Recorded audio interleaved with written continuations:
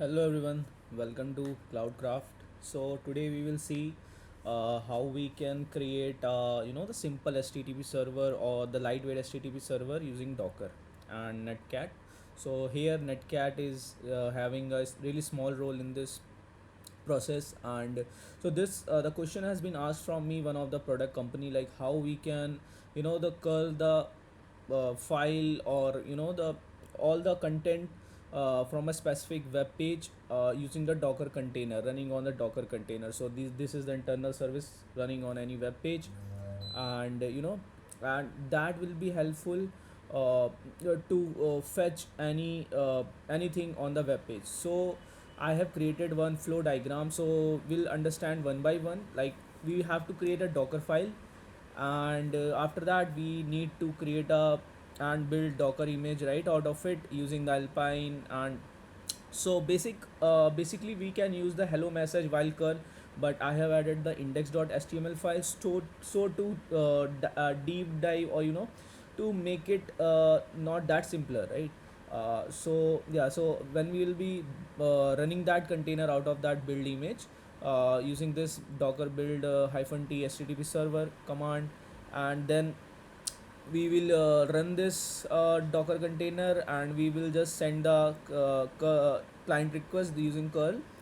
And after that, the as soon as the web page or the container is running on the any port, it will show you the result, or it will brings up the your content of the file in the command line, right?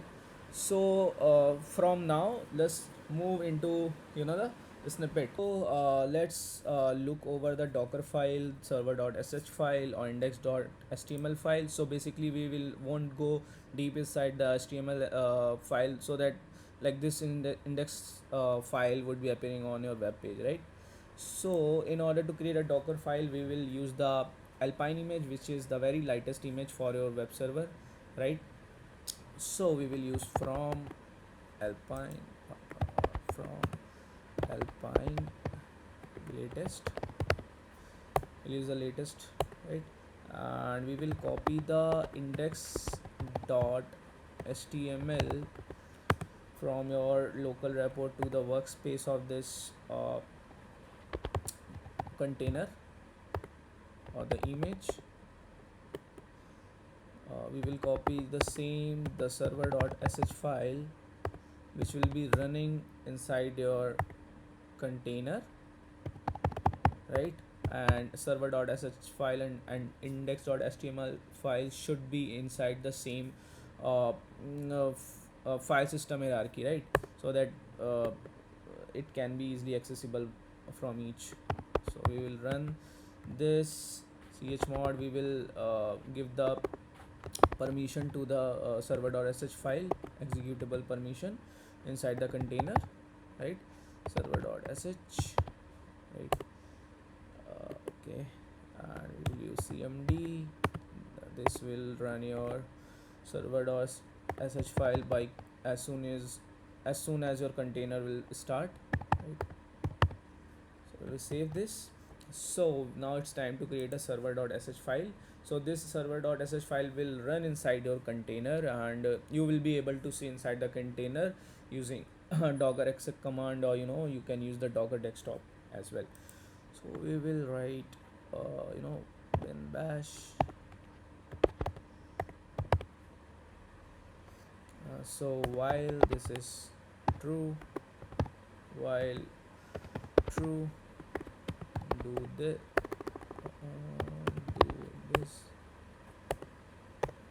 right? Echo http 1.1 200, which is OK command. I mean, with your whenever your local server will be connected to this server at the defined port, what happen is it will show you the 200 OK, which means you have successfully connected to the web server, right? So right, and the type of the content would be text text html, or we will use the same, right, cat, the index file which is running inside the container html, right. So further on, what we need is the netcat tool. Nc is the short form of your netcat. We'll divide using piping, like if you we want to perform a multi command in single line, so we'll perform netcat. So netcat will be, reading from your file, or the brings whatever is written in the particular file inside your local system, or read from any remote system, right. So hyphen l would be the listening argument for this netcat tool.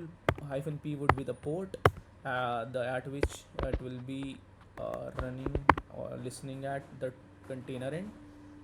So we will, this shell will be completed, right. Now what we have to do is, we have created our server this file, and docker file we have already index file. Now it's time to run our container and build our image. So we will use docker build hyphen t, your image name curl img. It got built successfully. Now we'll be running the container. So we'll be running the container like docker run. We will bind at detach mode, and we will bind to this port 9090 to 90, right. As we have defined the 90 port, where this will be, this netcat will be listening on, and this 9090 will be our the node or the system port. So and the curl img, we will see docker ps. Yeah, it is running successfully. Now we will see what is being there in the docker localhost, right. So we have the server ready to be served, right. So this is the page, you can see it. And further on, if you use the curl command, we will copy the